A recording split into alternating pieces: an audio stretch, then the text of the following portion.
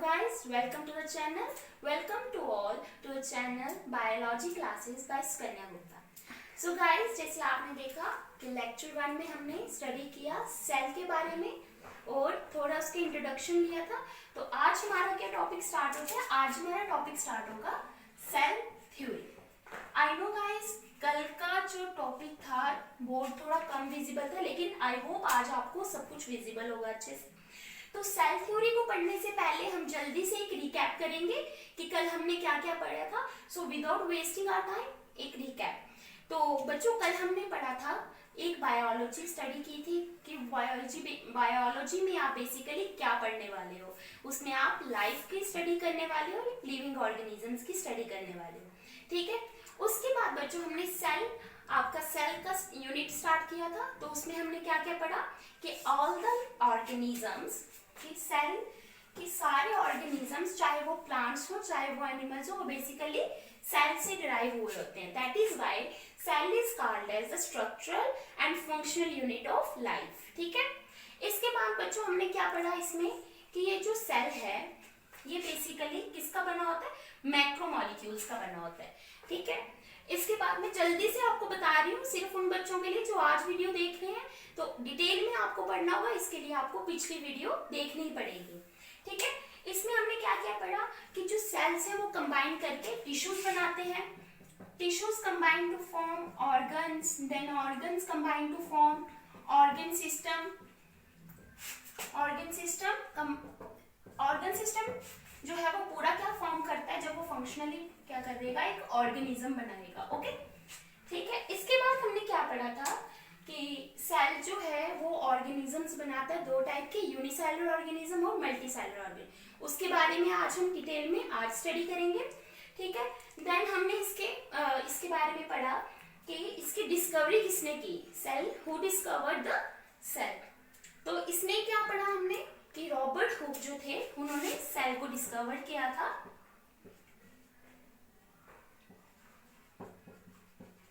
Robert Hooke discovered in 1665 and then Robert Brown gave the term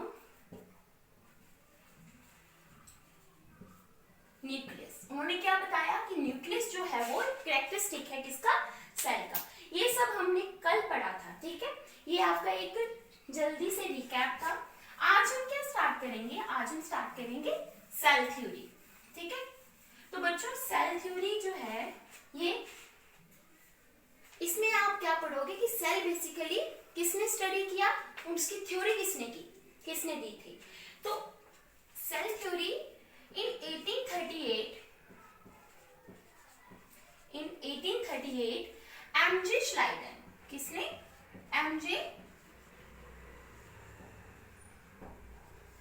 MJ श्लाइडर ने क्या conclude किया, उन्होंने अपनी स्टडी की और उन्होंने कंक्लूड क्या किया कि जो सारे प्लांट्स होते हैं, सारे के सारे प्लांट्स किसके फॉर्म होते हैं, किससे बने होते हैं, सेल से, ठीक है। All plants are made up of cells. Then in the same year, इसी साल में एक और हमारे जोलॉजिस्ट थे, वो जर्मन जोलॉजिस्ट थे। कौन थे? थियोडोर श्वानर। थियोडोर श्वानर ने सेम ईयर में क्या प्रपोज किया, उन्होंने जब स्टडी की अपनी, उन्होंने क्या फाउंड किया कि ये जो एनिमल्स हैं ये भी बेसिकली सेल से डिराइव हुए होते हैं। और उन्होंने क्या फाउंड किया that all animals are made up of cells. Basically जो एनिमल्स हैं बेसिक एक सेल से उनकी लाइफ जो है वो स्टार्ट होती है, ठीक है। तो उन्होंने और साथ में क्या बताया कि जो एनिमल सेल्स होते हैं, एनिमल सेल्स के जो आउटर मेम्ब्रेन है, एनिमल सेल्स किसके बने होते हैं? एक आउटर मेम्ब्रेन है, उस मेम्ब्रेन को हम क्या बोल देते हैं? Plasma membrane. ये उन्होंने फॉर्म किया था अपनी स्टडी में, उसको हम क्या बोलते हैं? Plasma membrane. And there is a nucleus inside that, okay. उन्होंने क्या फॉर्म किया, एनिमल सेल्स जो हैं वो एनक्लोज हुए होते हैं प्लाज्मा मेम्ब्रेन से, और उसके अंदर एक क्या होता है? न्यूक्लियस, एक न्यूक्लियस फाउंड होता है, ओके। देन इसके बाद ये जो था, ये इन्होंने फिर इकट्ठे इनकी थ्योरी थ्योरी आई 1838-1839 में, ठीक है। इस थ्योरी को क्या बोलते हैं, MJ Schleiden and Schwann theory. Okay guys, तो इस थ्योरी का क्या था, एक ड्रॉबैक था। एक्चुअली वो ये दोनों ये बता नहीं पाए कि ये जो सेल है वो बेसिकली किससे फॉर्म हुआ होता है, ठीक है। इनका ये एक ड्रॉबैक था कि cell, but how the cell is formed, cell basically बना कैसे है, ठीक है। तो इसके बाद 1855 आई नो ये थोड़ा सा आपके लिए कॉम्प्लिकेटेड, इसमें डेट्स और नाम है, लेकिन है ये इजी। 1855 में क्या हुआ कि रुडोल्फ वर्चो, किसने, रुडोल्फ वर्चो, उन्होंने क्या स्टडी किया कि जो सेल्स हैं, all cells are derived from the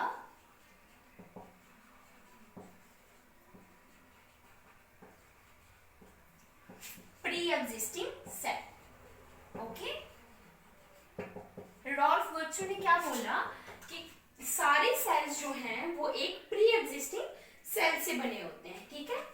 तो ये बात हमें किसने बताई थी, रुडोल्फ वर्चो ने। इसके बाद इन 1879 में एक और साइंटिस्ट थे, वॉल्टर फ्लेमिंग। कौन, वॉल्टर फ्लेमिंग।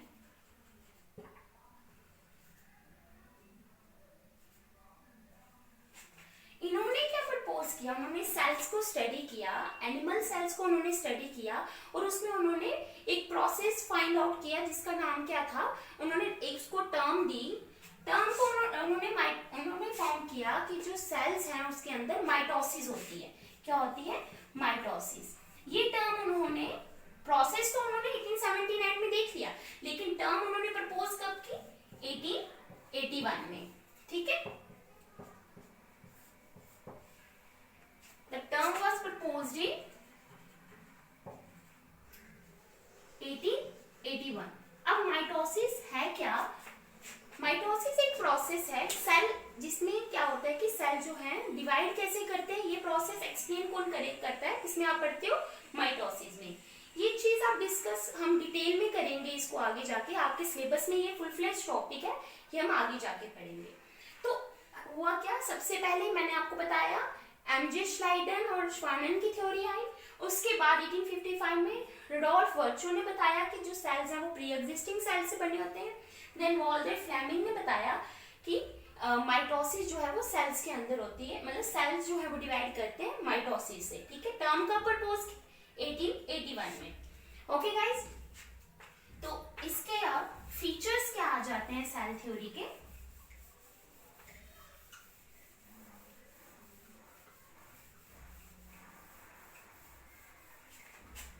अब फीचर्स ऑफ सेल थ्योरी।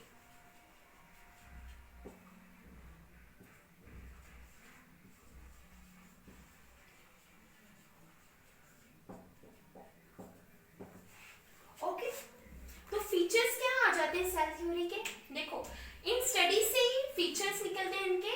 एक तो सबसे पहले जो श्वानन और श्लाइडर ने प्रपोज किया कि all the living organisms whether they are plants और एनिमल्स, सारे के सारे लिविंग ऑर्गेनिजम्स, चाहे वो प्लांट्स हो चाहे वो एनिमल्स हो, they all derive from the cell. पहला क्या आ जाता है, all living organisms are made up of sales.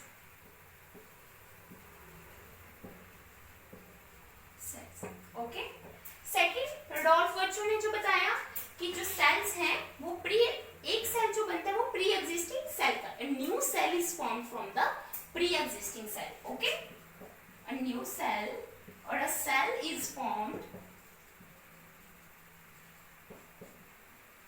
from the pre-existing cell।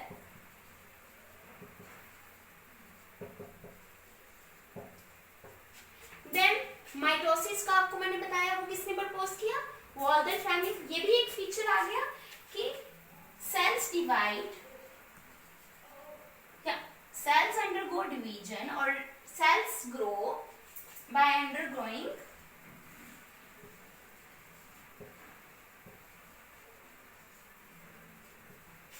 Mitosis. ठीक है, माइटोसिस क्या है? A cell division process, a process जिसमें सेल डिवाइड करता है। ओके, आई थिंक विजिबल होगा, मैं थोड़ा बड़ा बड़ा लिखने की कोशिश कर रही हूँ। ठीक है, इसके बाद फीचर क्या आ जाता है इसका, और इसका क्या फीचर आता है? मैंने आपको लास्ट लेक्चर में पढ़ाया था कल कि जो भी है ऑल द सेल्स जो भी हैं उनका साइज मैटर करता है। अब मैंने आपको कल पढ़ाया था कि यूनिसेलुलर ऑर्गेनिज्म और मल्टीसेलुलर ऑर्गेनिज्म होते हैं। ठीक है, अब यूनिसेलुलर ऑर्गेनिजम्स जो हैं वो एक ही सेल के अंदर अपना सारा प्रोसेस करते हैं, और मल्टीसेलुलर ऑर्गेनिजम्स जो हैं वो क्या शो करते हैं, उसमें डिवीजन हुई होती है। हर सेल स्पेसिफिकली अपना फंक्शन जो है वो परफॉर्म करता है। ओके, तो all cells perform their own activity in multicellular cells organisms,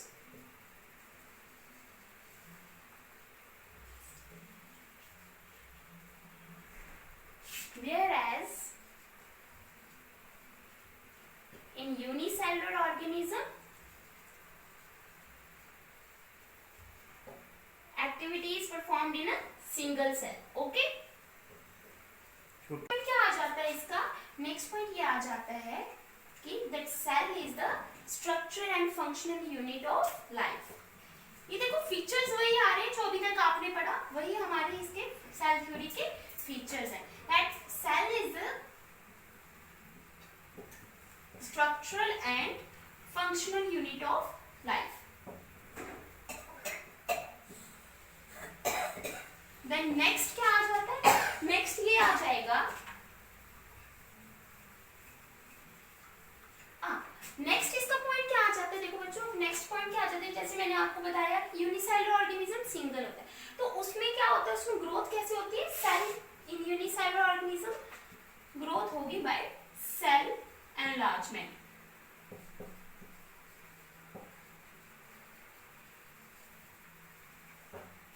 और मल्टीसेलुलर में क्या होगा, जो हमने पढ़ा, प्रोसेस ऑफ माइटोसिस और मेयोसिस, जो आगे जाके आप पढ़ोगे बोथ प्रोसेसेस है क्या। तो तब तक क्या था कि उन्होंने इसका फीचर आ गया कि मल्टीसेलुलर में बाय सेल डिवीजन। ओके, तो ये आपके आगे features of the cell theory.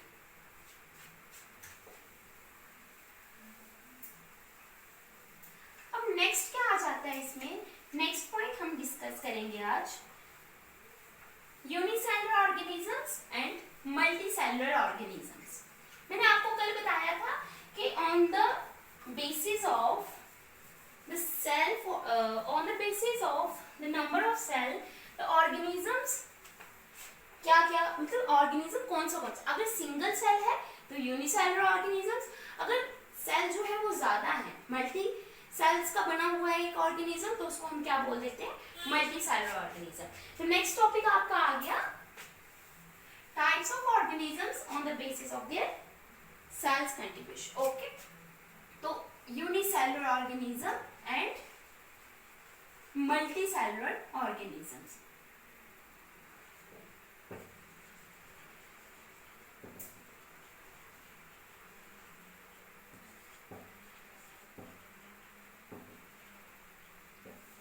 देखो बच्चों, यूनिसेलुलर ऑर्गेनिजम्स कौन सा है? काफी बार मैं बोल चुकी हूँ, अब आपको तो याद भी हो गया होगा कि यूनिसेलुलर ऑर्गेनिजम्स कौन से होते हैं? Single cell organisms.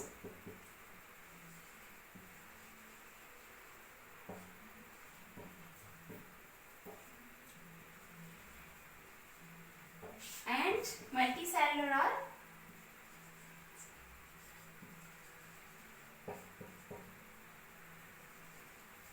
Multi cellular. Okay, जब एक सेल किस ऑर्गेनिज्म का फंक्शन जो है उसमें कोई भी, अब इसमें मैं आपको एग्जांपल कल भी बताई थी, सिंगल सेल कौन सी हो गई? अमीबा हो गया, जैसे सिंगल सेल में अमीबा।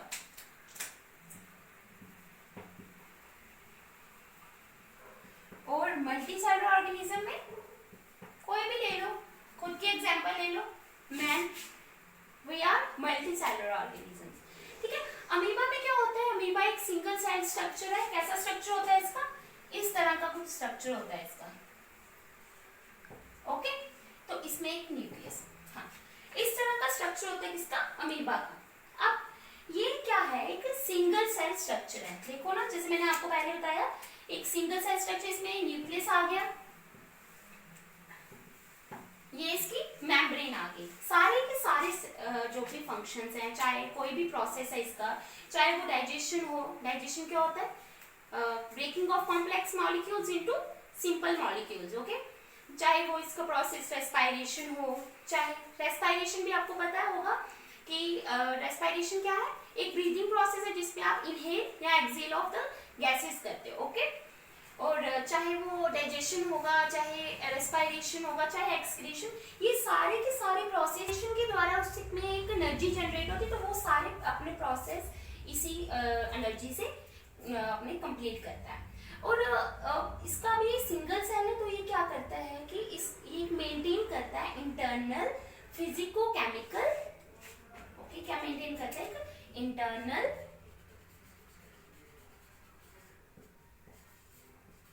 फिजिको केमिकल एनवायरनमेंट, ये मेंटेन करता है किसके, सेल के अंदर ही ये अपना ये एनवायरनमेंट को मेंटेन करता है। ठीक है, अब हम आ जाते हैं मल्टी सेलुलर ऑर्गेनिजम्स में। एग्जांपल मैन, तो मल्टी सेलुलर ऑर्गेनिजम्स में जैसे अमीबा में मैंने आपको बताया एक सिंगल सेल जो है वो सारे फंक्शंस परफॉर्म कर रहा है, लेकिन मल्टी सेलुलर ऑर्गेनिज्म में ऐसा नहीं होता है। सेल्स की जो एक्टिविटीज हैं वो डिवाइड हुई होती हैं।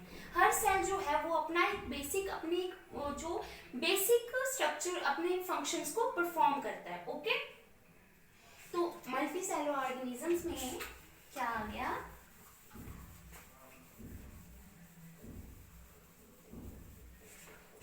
सेल्स जो हैं वो डिफरेंट एक्टिविटीज को परफॉर्म करते हैं। सिर्फ एक सेल पे ही सारी एक्टिविटीज डिपेंड नहीं करती हैं। ठीक है, जैसे इसमें आप एग्जांपल ले लो, आपके मसल्स जो है, मसल सेल्स जो हैं वो हेल्प किसमें करवाते हैं, कंट्रैक्शन में। ठीक है, अभी मैं हाथ को हिला रही हूँ, बोर्ड पे लिख रही हूँ, आपसे बातें कर रही हूँ हाथ हिला के, तो ये सारे मसल्स की जो कंट्रैक्शन है, ये सारे कंट्रोल कौन कर रहा है, मेरे मसल सेल्स कंट्रोल कर रहे हैं। तो ये आगे मसल सेल्स का फंक्शन। अब जैसे नर्व सेल्स,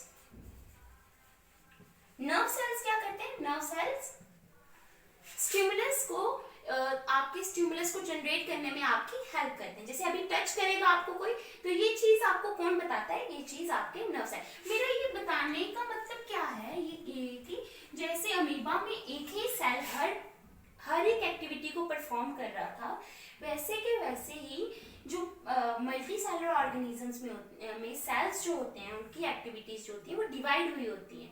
सिर्फ एक सेल जो है वो नहीं हर एक एक्टिविटी को परफॉर्म करता है। हर एक्टिविटी के लिए अलग से सेल्स को एक स्पेसिफिकली उनको काम दिया गया है। जैसे मसल सेल्स के लिए काम अलग से है, वो कंट्रैक्शन में, मूवमेंट में हेल्प करवाते हैं। नर्व सेल्स का काम जो है वो स्टिमुलस जनरेट करवाने में। जैसे और भी इसमें बहुत सारी एग्जांपल्स हैं। तो इससे क्या होता है, जैसे मैंने आपको पहले बताया था, सेल्स जो है वो टिश्यूज बनाते हैं। तो अब टिश्यूज का एक काम जो है वो, मतलब टिश्यूज, हर टिश्यू अपना अपना काम करेगा।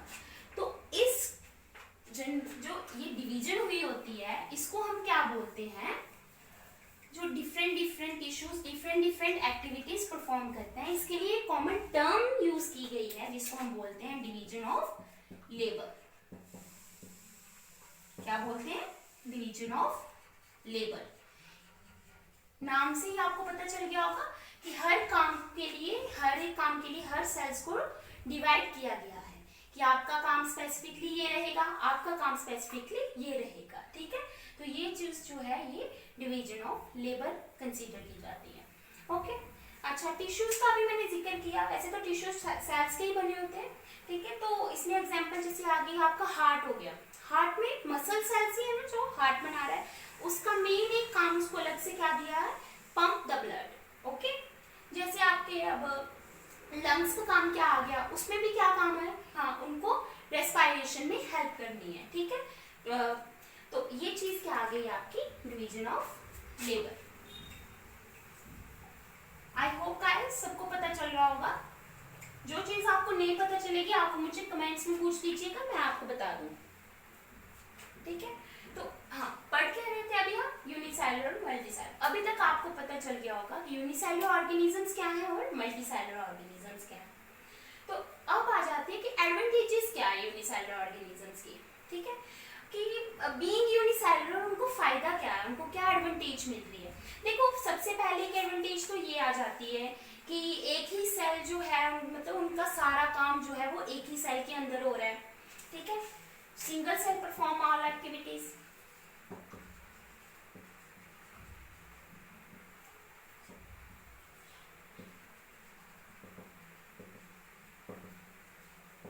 अच्छा, एक ये हो गया कि इनमें पावर ऑफ रीजनरेशन काफी अच्छी होती है।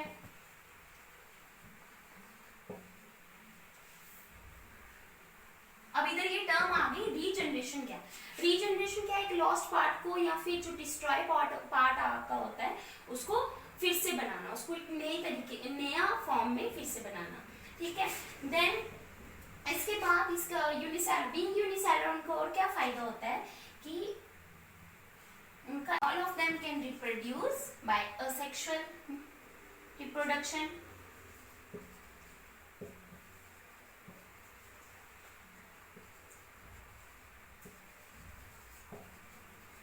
Asexual reproduction. Then they are immortal.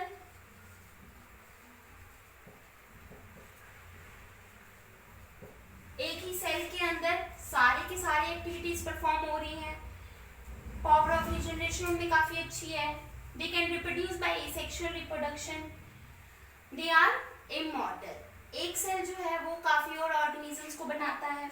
तो ये सब इसके क्या आगे एडवांटेजेस क्या है being in cell unicellular. Okay, तो नेक्स्ट आ जाता है कि मल्टीसेलुलर होने की क्या एडवांटेजेस है। मल्टीसेलुलर होने की एडवांटेजेस क्या आ जाती हैं जो, देखो, जैसे मैंने आपको बताया यूनिसेलुलर में सिंगल सेल कर रहे हैं, लेकिन मल्टीसेलुलर में क्या होता है, डिवीजन ऑफ लेबर है। डिवीजन ऑफ लेबर का क्या फायदा, देखो, एक काम अगर एक ही सेल करेगा तो वो थक भी तो जाएगा ना, लेकिन डिवीजन ऑफ लेबर हुई होगी, हर सेल को अलग अलग काम करना होगा, तो वो ज्यादा इजीली कर पाएगा। देन इसके formation of organs and organ system.